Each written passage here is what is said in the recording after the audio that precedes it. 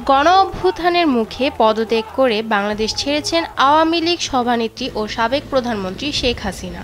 তার পদত্যাগের পর দেশজুড়ে হয়েছে আনন্দ মিছিল, কিন্তু এরপরই সারা দেশে বিক্ষিপ্তভাবে ঘটে ভাঙচুর ও অগ্নিসংযোগের ঘটনা। এর মধ্যে বেশ কয়েকটি স্থানে আক্রান্ত হয়েছেন সনাতন ধর্মাবলম্বীরাও।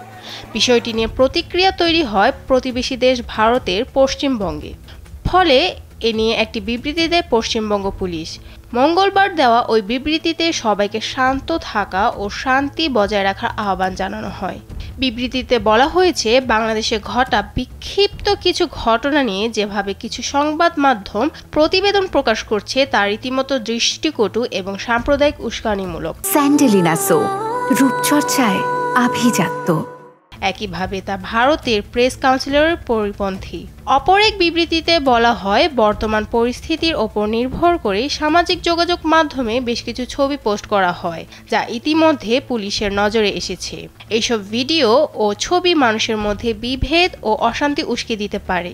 এই বিষয়ে রাজ্য এবং অন্যান্য প্রশাসন তীক্ষ্ণ নজর রাখছে।